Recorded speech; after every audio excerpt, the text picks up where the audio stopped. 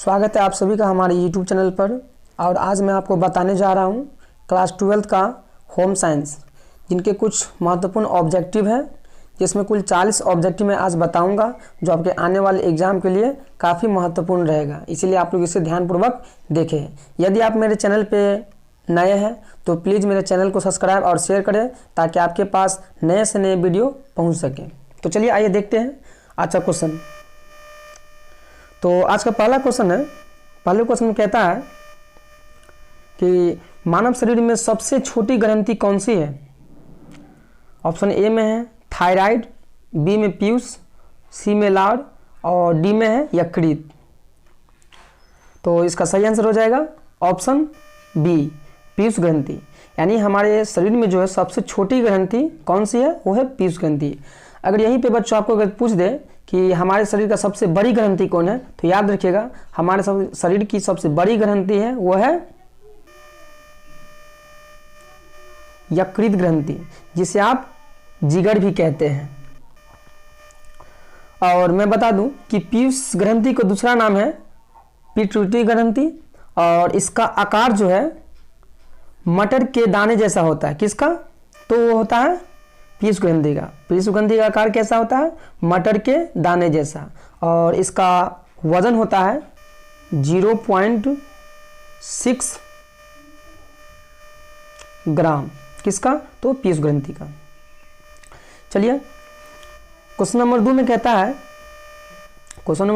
है कि नींबू में कौन सा विटामिन प्रचुर मात्रा में पाया जाता है, यानी ज़्यादा मात्रा में। तो इसका सही आंसर हो जाएगा ऑप्शन सी, यानी विटामिन सी जो है नींबू में ज़्यादा मात्रा में पाया जाता है। चलिए आज का तीसरा प्रश्न है। तीसरे प्रश्न में कहता है प्रत्येक वर्ष किस दिन विश्व बचत दिवस मनाया जाता है। तो इसका सही आंसर हो जाएगा ऑप्शन ए, 30 अक्टूबर को प्रत्येक वर्ष विश्व बचत दिवस मनाया जाता है। आज का चौथा प्रश्न है। चौथे प्रश्न में कहता है कि बच्चों के अस्थायी दांत होते हैं, यानी बच्चों में जो होते हैं अस्थायी दांत, वो कितनी होती है। तो इसका सही आंसर हो जाएगा ऑप्शन डी, 20 दांत होते हैं। क्या होते हैं? तो ये अस्थायी दांत होते हैं। अगर यहीं पे आपको पूछ दे कि बच्चों के अस्थायी दांत कितने होते हैं, तो वो होते हैं 8। याद रखिए, कभी कभी यही पूछ देते हैं एग्जाम में। आज का 5वां प्रश्न है। 5वां प्रश्न में कहता है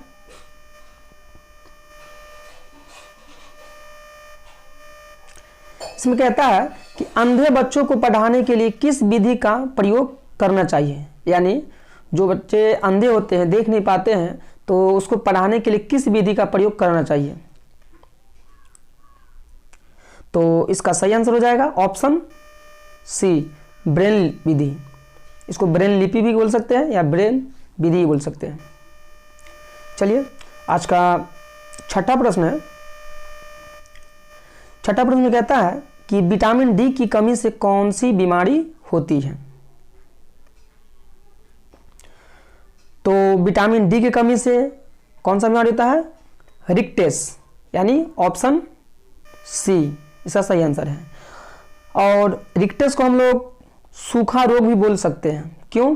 क्योंकि रिक्टेस का दूसरा नाम है सूखा रोग। कभी कभी आपको रिक्टेस नहीं देके अगर सूखा रोग दे दे तो वही इसका आंसर हो जाएगा। और मैं बता दूं कि विटामिन डी कहाँ पाया जाता है, तो विटामिन डी जो आपको धूप में पाया जाता है, याद रखिएगा। क्वेश्चन नंबर 7 में कहता है विटामिन सी की कमी से कौन सा रोग होता है। यानी विटामिन सी जो होता है, यानी उसकी कमी हो जाए हमारे शरीर में, तो कौन सा रोग हो सकता है।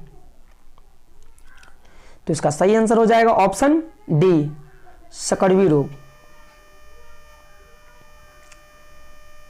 तो यहाँ थोड़ा मिस्टेक हो गया, क्वेश्चन नंबर 7 दो बार हो गया है। तो चलिए, तो ये 7 ही रहेगा। तो कहता है क्वेश्चन नंबर 7 में चाय की पत्ती पर कौन सा मानक चिन्ह लगाया जाता है? तो इसका सही आंसर हो जाएगा ऑप्शन ए, चाय की पत्ती पर जो है एक मार्क का चिन्ह लगाया जाता है। इसका 8वां प्रश्न है। 8वां प्रश्न कहता है कि निम्नलिखित में गर्म रंग कहलाता है, यानी 4 ऑप्शन दिए गए हैं, वो चारों में से बताना है आपको कौन से रंग को हम लोग गर्म रंग कहते हैं। तो इसका सही आंसर हो जाएगा ऑप्शन डी, यानी लाल। लाल रंग को गर्म रंग कहा जाता है। क्वेश्चन नंबर 9 में कहता है कि चेक कितने प्रकार का होता है? तो इसका सही आंसर हो जाएगा ऑप्शन सी, चेक 3 प्रकार के होते हैं। क्वेश्चन नंबर 10 में कहता है कि भारत सरकार ने उपभोक्ता संरक्षण अधिनियम कब पारित किया? बहुत अच्छा क्वेश्चन है। यदि जवाब मालूम है तो आप खुद से दे सकते हैं। इसके लिए मैं हर एक क्वेश्चन में कुछ ना कुछ टाइम देता रहूंगा। तो चलिए, इसका सही आंसर हो जाएगा ऑप्शन सी, 24 दिसंबर 1986 को।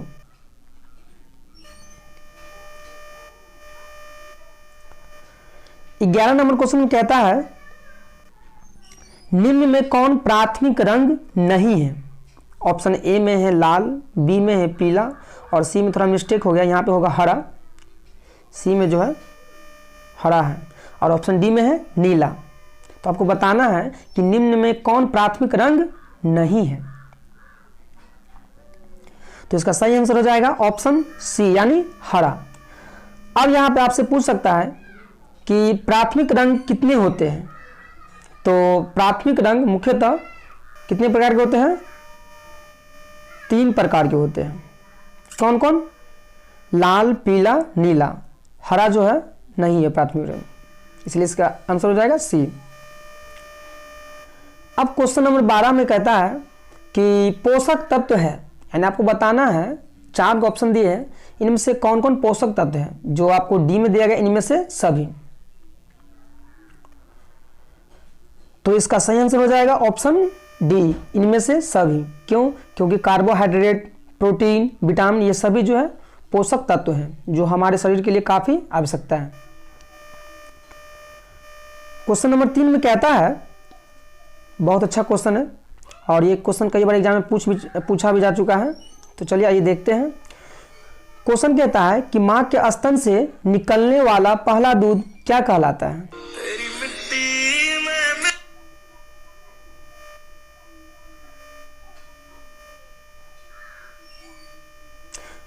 तो इसका सही आंसर हो जाएगा ऑप्शन डी, कोलोस्ट्रम।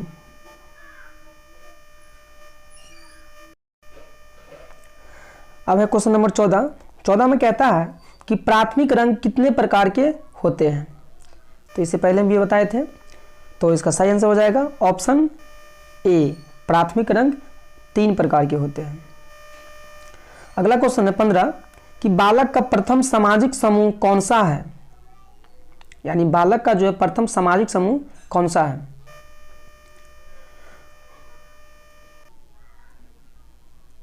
तो इसका सही आंसर हो जाएगा ऑप्शन सी, बालक का जो प्रथम सामाजिक समूह कौन होता है? उसका परिवार, यानी फैमिली। क्वेश्चन नंबर 16 में कहता है कि महिलाओं को प्रोटीन की अधिक आवश्यकता कब होती है? तो इसका सही आंसर हो जाएगा ऑप्शन सी, यानी गर्भावस्था में। गर्भावस्था में जो होता है महिलाओं के काफी प्रोटीन की आवश्यकता होती है। चलिए, आज का 17 नंबर क्वेश्चन है। 17 में कहता है कि खाद्य पदार्थ का मानक चिन्ह है, यानी खाद्य पदार्थ जो होता है उसका मानक चिन्ह किससे सूचित किया जाता है? तो इसका सही आंसर हो जाएगा ऑप्शन बी, FPO। और मैं बता दूं कि FPO का फुल फॉर्म होता है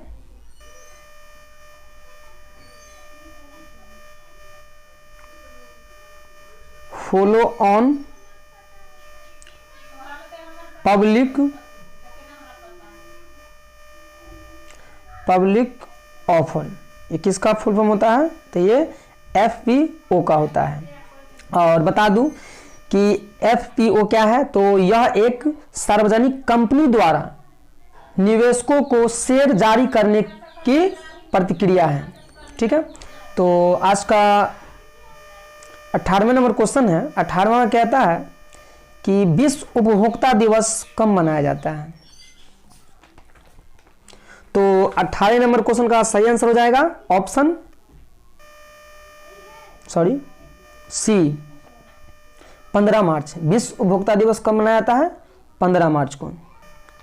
अब है क्वेश्चन नंबर 19 में कहता है कि द्वितीयक रंग कितने रंगों के मिलने से बनता है? यानी द्वितीयक रंग जो होता है कितने रंगों के मिलने से बनता है? तो इसका सही आंसर हो जाएगा ऑप्शन बी, यानी 2 रंगों के मिलने से ही द्वितीयक रंग बनते हैं। तो मैं बता दूं कि कुछ रंग है, जैसे कि हम इसे लाल प्लस नीला, अगर हम लाल और नीला को मिलाते कौन सा रंग बनेगा? बैगनी। उसके बाद पीला और प्लस लाल को मिलाते तो कौन सा बनता है? नारंगी। उसके बाद पीला और नीला को मिलाएंगे तो कौन सा रंग बनेगा? वो बनेगा आपको हरा रंग। ये सब इसलिए बताया कि हो सकता है कि आपके एग्जाम में कहीं पूछ दे, इसलिए याद रखिएगा। चलिए, अच्छा क्वेश्चन नंबर 20 है। 20 में कहता है कि बच्चों को किस रोग से बचाने के लिए विटामिन ए की खुराक दी जाती है? तो इसका सही आंसर हो जाएगा ऑप्शन सी रतौंधी। यानी रतौंधी ऐसे रोग हैं जो बच्चे को अगर विटामिन ए नहीं दिया जाए तो ये रोग हो सकता है। और बता दूं कि विटामिन ए जो है आपको हरी साग सब्जी में पाया जाता है। क्वेश्चन नंबर 21 में कहता है कि 12 से 18 वर्ष तक की आयु को क्या कहते हैं? तो इसका सही आंसर हो जाएगा 12 से 18 वर्ष के आयु को क्या कहते हैं? किशोरावस्था। क्या कहते हैं? किशोरावस्था। और बता दूं कि किशोरावस्था जो होता है आपको वो बाल्यावस्था और युवा अवस्था के बीच की अवस्था होती है। चलिए, आज का 22वां प्रश्न है। 22वें प्रश्न में कहता है कि कितने माह में बच्चा गलगलाना, थोड़ा यहाँ पे दिक्कत हो गया इसलिए सही कर लीजिए, गलगलाना सीख लेता है?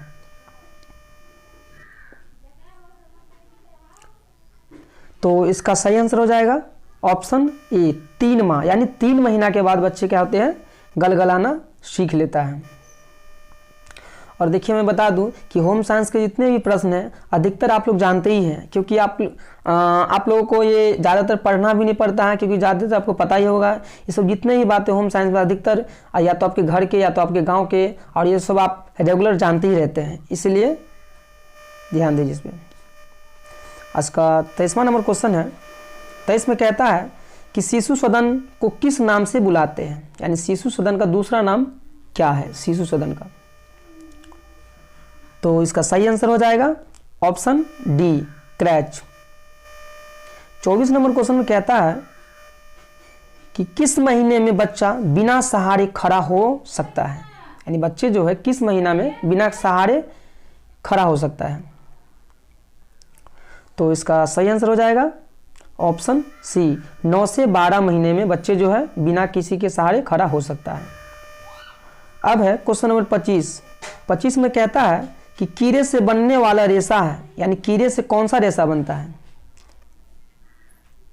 तो इसका सही आंसर हो जाएगा ऑप्शन ए रेशम। कीड़े से रेशम बनता है। 26 नंबर प्रश्न में कहता है कि दूध में प्रोटीन किस रूप में होती है? यानी मिल्क जो होता है उसमें प्रोटीन जो होता है जो हमारे शरीर के लिए बहुत ही आवश्यकता है वो किस रूप में पाया जाता है? तो वो पाया जाता है केसीन के रूप में, यानी ऑप्शन बी। बहुत अच्छा क्वेश्चन है, इसको याद रखिएगा। क्वेश्चन नंबर 27 में कहता है कि जल में घुलनशील विटामिन है, यानी जल में कौन से विटामिन है जो घुल जाते हैं यानी घुले हुए रहते हैं। तो इसका सही आंसर हो जाएगा ऑप्शन ए विटामिन सी। और सी नहीं पूछा, अगर आपसे पूछ दे कि इसके अलावा और भी होता है, जैसे मैं बता दूं विटामिन सी तो रहता ही है, और एक बी भी जो है विटामिन बी जो जल में घुलनशील है। अगर इस दोनों में से पूछ दे कि जल में कौन सा विटामिन घुलनशील होता है तो आपको देना है दोनों में से। क्यों? क्योंकि आपके यहाँ पे विटामिन सी केवल दिया है। चलिए आज का 28 नंबर क्वेश्चन है। 28 में कहता है कि मानव की मूलभूत आवश्यकताएं क्या हैं। तो मानव की मूलभूत आवश्यकताएं हैं वो है ऑप्शन डी, इनमें से सभी। यानी आपको भोजन भी जरूरी है, आवास भी यानी घर, और वस्त्र पहनने के लिए, तीनों जो मुख्य मूलभूत आवश्यकता किसके? मनुष्य के, हम लोगों का। क्वेश्चन नंबर 29 में कहता है कि दूध की शुद्धता मापी जाती है, यानी दूध जो शुद्ध है वो किस मीटर से मापी जाती है। आपका ऑप्शन दिया गया है। तो दूध की शुद्धता जो है लैक्टोमीटर से मापा जाता है। यहाँ पे लैक्टोमीटर नहीं दे के आपको लैक्टोमापी भी दे सकता है, इसलिए ध्यान दीजिए। आज का 30 नंबर क्वेश्चन है कि जिस बचत राशि पर ब्याज प्राप्त होता है उसे ... कहते हैं। तो उसे क्या कहते हैं? तो उसे विनियोग कहते हैं। अब यहाँ पे विनियोग क्या है? तो विनियोग वह होता है जो उत्पादन यानी कोई वस्तु उत्पादन करते हैं यानी बनाते हैं, तो जो उत्पादन क्षमता में क्या करता है? वृद्धि ला देता है, यानी ज्यादा बढ़ा देता है, उसे हम लोग विनियोग कहते हैं। आज का 31 नंबर क्वेश्चन है। 31 में कहता है कि सुरक्षित भविष्य के लिए क्या जरूरी है। तो आप सभी को पता है सुरक्षित भविष्य के लिए क्या जरूरी है? बचत, यानी हम लोग बचत जितना ही करेंगे उतना ही आने वाले फ्यूचर के लिए अच्छा रहेगा। क्वेश्चन नंबर 32 में कहता है कि कठोर जल में साबुन के झाग ... यानी देते हैं। कठोर जल जो होते हैं उसमें साबुन का झाग जो होता है फेन वो देता है, कैसा? तो इसका सही आंसर हो जाएगा ऑप्शन बी, देरी से बनता है। यानी कठोर जल में जो है साबुन का झाग जो है बहुत ही देरी से बनता है। 33 नंबर क्वेश्चन में कहता है कि वसीय अम्लों के लवणों को कहा जाता है, क्या कहा जाता है? तो वसीय अम्लों के लवणों को क्या कहा जाता है? डिटर्जेंट, यानी ऑप्शन बी हो जाएगा इसका सही आंसर। सॉरी, इसका सही आंसर ऑप्शन डी हो जाएगा, साबुन कहते हैं जो वसा से बनता है। क्वेश्चन नंबर 34 में कहता है कि शरीर में कुल वजन का कितना प्रतिशत भाग जल होता है, यानी हमारे शरीर में वजन का कितना प्रतिशत जल होता है। तो इसका सही आंसर हो जाएगा ऑप्शन बी, 60 से 70%।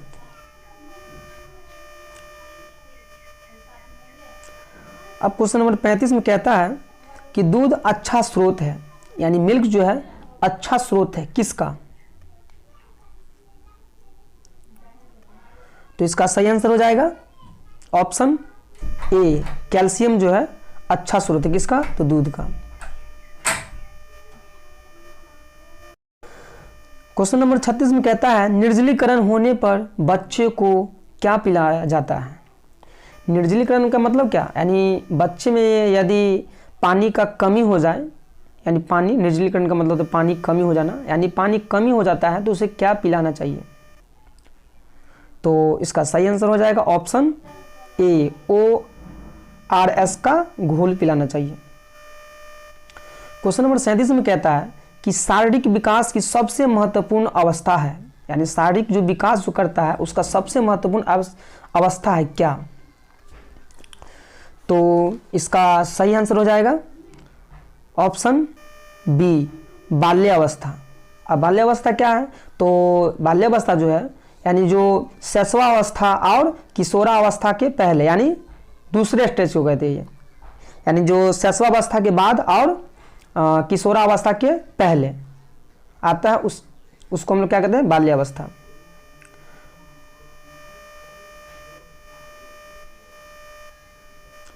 अब क्वेश्चन नंबर 38 में कहता है बच्चों के अस्थाई दांत कब से निकलने लगता है। यहाँ पे कुछ तरह मिट गया है, थोड़ा ध्यान दीजिएगा। बच्चों के अस्थाई दांत कब से निकलने लगते हैं। तो इसका सही आंसर हो जाएगा ऑप्शन सी, 6 वर्ष की उम्र से। यानी बच्चों के जो है अस्थाई दांत 6 वर्ष से निकलना शुरू हो जाता है। अब क्वेश्चन नंबर 39 में, कानों की सुनने की शक्ति किस प्रदूषण के कारण कम हो जाती है। यानी कान जो सुनते हैं इस शक्ति को, तो किस प्रदूषण के कारण कम हो जाती है। तो इसका सही आंसर हो जाएगा ऑप्शन बी, ध्वनि प्रदूषण। यानी ध्वनि प्रदूषण मतलब क्या, जैसे कि आप देखते होइएगा कभी कोई साउंड बॉक्स या कोई स्पीकर या फिर कोई बाजा बजता है तो उसमें से जो आवाज़ आता है तो उसे हम ध्वनि प्रदूषण कहते हैं। इसका सही आंसर हो जाएगा ऑप्शन बी। आज का लास्ट क्वेश्चन है, धुलाई मशीन से बचत होती है क्या। तो इसका सही आंसर हो जाएगा ऑप्शन ए, श्रम और समय की। श्रम मतलब क्या, शक्ति यानी मेहनत।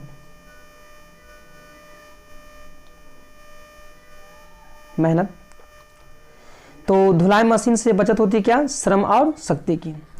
तो आज का वीडियो लेक्चर यहीं पे समाप्त होता है। और इस तरह से आपको हम आज पार्ट 1 में, यानी साइंस का ये पार्ट 1 है होम साइंस का, इसमें हम लोग 40 क्वेश्चन पढ़े और हमें उम्मीद है कि आप लोग इसे अच्छे से कवर करिएगा ताकि आपके आने वाले एग्ज़ाम के लिए काफ़ी अच्छा रहेगा। और इसी तरह से आप यदि आप चाहते हैं कि हमें ऐसा ऑब्जेक्टिव मिले तो आप प्लीज़ मेरे चैनल को सब्सक्राइब करिए ताकि आपके पास नए से नए वीडियो पहुंच सके। धन्यवाद।